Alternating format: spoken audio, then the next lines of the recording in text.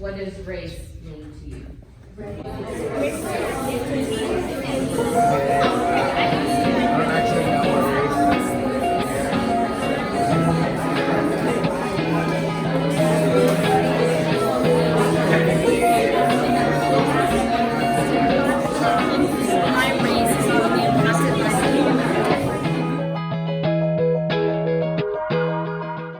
Hello, my name is Julio Cesar Sauceda, and my pronouns are he, him, his. Hi, my name is Madeline Lequet, and my pronouns are she, her, hers.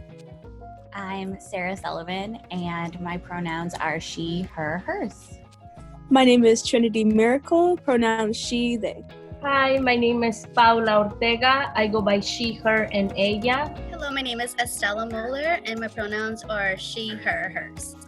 Hi, my name is Trinity Lugo, and I go by she, her, hers. My name is Xanthia Walker. My pronouns are she, her, hers. My name is Ricky Ariza, and my pronouns are he, him, his. Hello, my name is Sophia Finken, and I use she, her pronouns. Hey y'all, my name is Tamina Mohammed, but everybody calls me Ty. My pronouns are anything that you can use that are respectful. My name is Quinn, and my pronouns are he and him.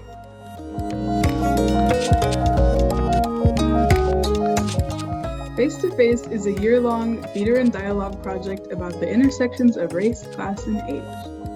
We were lucky enough to receive major seed funding for this project from the Children's Theater Foundation of America, and they really believed in our project and awarded us a founder's grant, which allowed us to dig deeply into this project over multiple years.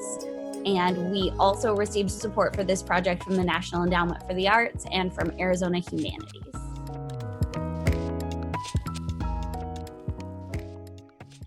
Rising Youth Theater's mission is to create youth-driven, multi-generational theater that is riveting and relevant, sparking conversation, collaboration, and connection in support of young people as leaders. And you might have just heard that we are a theater company, but at the heart of what we do, we're a youth leadership organization. By using personal stories, devised theater, movement, and other artistic forms, our ensembles create original work that we share to the community. TWINE is an organization in which we collaborate with communities and other organizations to encourage communal growth and support in many different capacities for our Black, Indigenous, and people of color in the arts field. Teatro Bravo is a Latinx theater company based in Phoenix, Arizona that has been in existence since the year 2000. And we create work that centers Latinx narratives.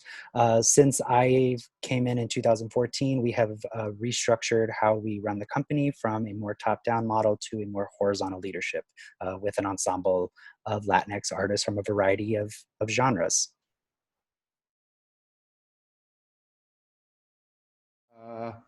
Prior to the beginning of this project, we started this because we started to uncover our own white supremacy within our organization. And as a part of that, we started to venture off into really asking questions about what we were building as an organization, what we had as an organization.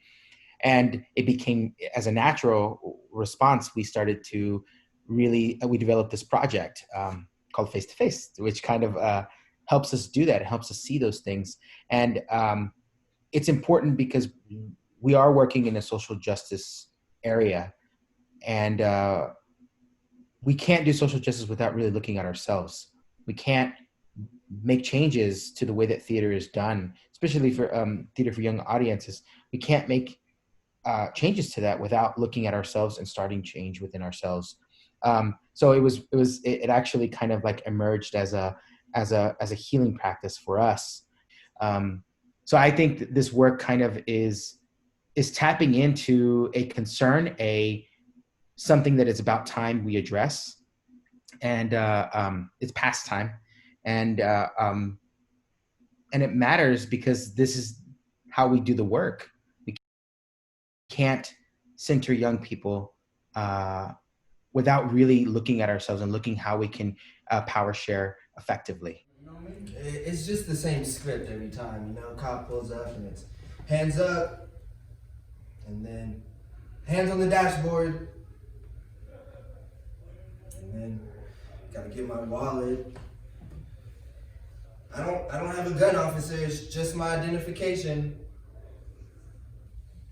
I've been doing that my whole life, man. I don't know what else to tell you. We choose to work in an ensemble because we love to collaborate and power share with artists and organizations to create something original, unique, and diverse, sharing our own experiences and stories. We also like to collaborate with adults and youth because it allows us to share power across generations. So when we talk about this work, when we talk about anti-racist work and as it intersects with theater, it is so easy to frame it this way of we have to have difficult conversations, or this work feels so hard, but it's important. And it is hard and it is important. But also, and I think even more significantly, doing this work of dismantling white supremacy, of becoming anti-racist organizations and art makers and people is so deeply humanizing. We share our stories, we center the people at the center of the work, and we learn and we grow together. And that work, that creative process together is humanizing and joyful and powerful and beautiful.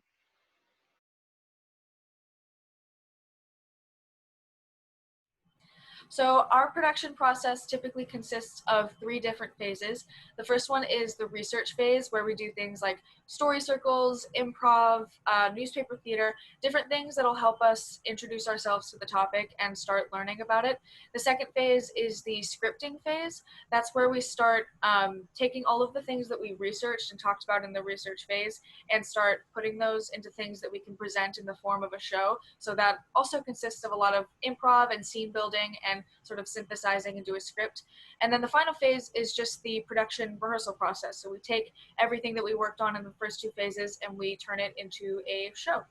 So the face-to-face process at the beginning was, obviously rehearsing with everyone in the room, and that was great. And then when the pandemic hit, we had to totally change the way that we did the rehearsals, and when we chose the Zoom online, and it was kind of hard for me personally, just because I had never done online anything really.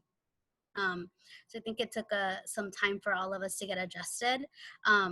But now that we've come this far in doing our rehearsals through Zoom, I feel that we're all a little bit more accustomed to it, and even like ideas are flowing now. That's exactly how I feel.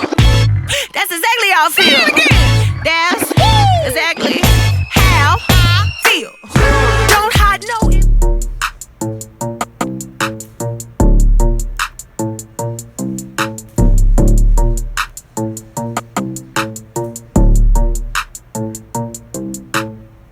Off the deep end, I don't think you wanna go off the deep end. I don't think you wanna give me a reason. Great Sean on the beat, by the way. My body different. Shorty said she tryna kick it. I'm in the mouth, son, like a dentist. Cooking up, I'm in the kitchen. Big bro wildin' trying to catch a victim. All right, here are the facts.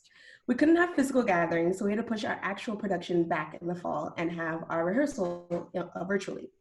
COVID has disproportionately been affecting those at the intersections of race, class, age, and other marginalized peoples. Black Lives Matter. So with all of these things, we had to shift our rehearsals because it felt like an injustice not to talk about any of this, especially because these are the things that are affecting our communities and the communities that we work with. So as an ensemble, we decided to let what is happening in the world shift and shape the work that we are currently doing.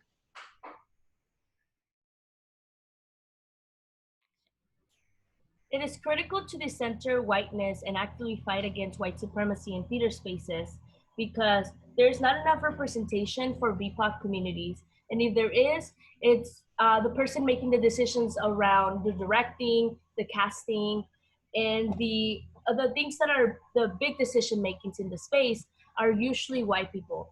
And I think it's important for BIPOC communities to take the lead in their own stories and not be washed down to a place where it makes other white folks feel comfortable in the space.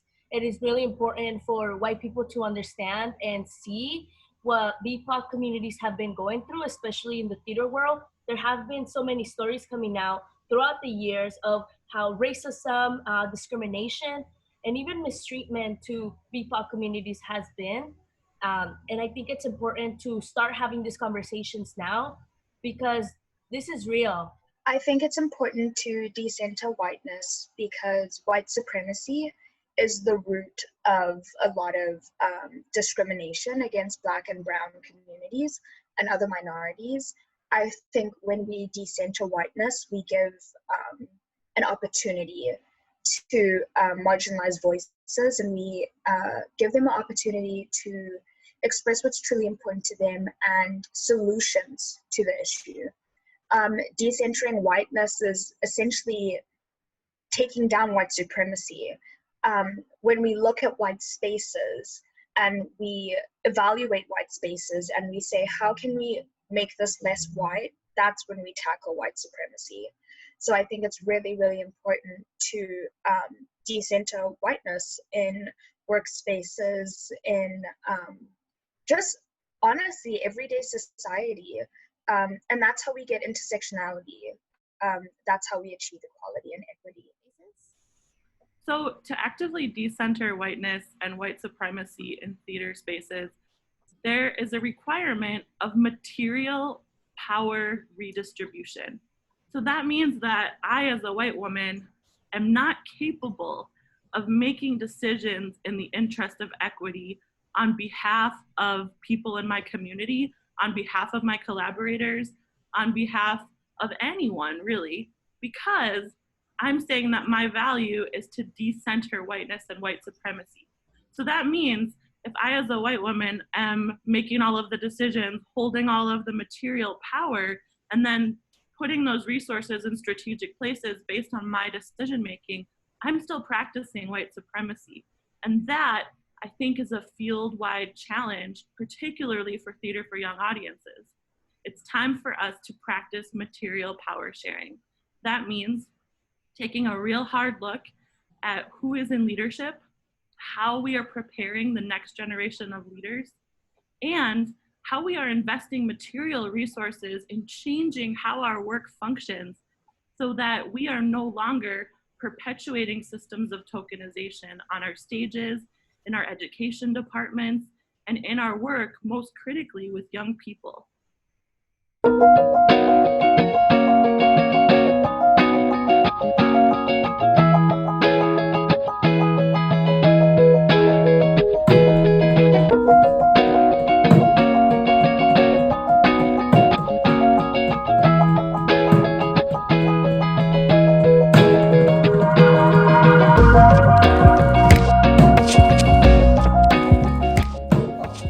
Today's letter is G. And guess what today's word is? Gaslighting. Why you come up like that? You looking too good. Stop playing. What you talking about? You're gonna be young right now. How me? Bro, look you're not at you, bro. yourself. Bro, this is clean ghetto. This is ghetto swag. Boy, So you what am tripping. I? What am I? Not this. What? Yeah. Bro, Bro. look. Nah, you tripping. Look.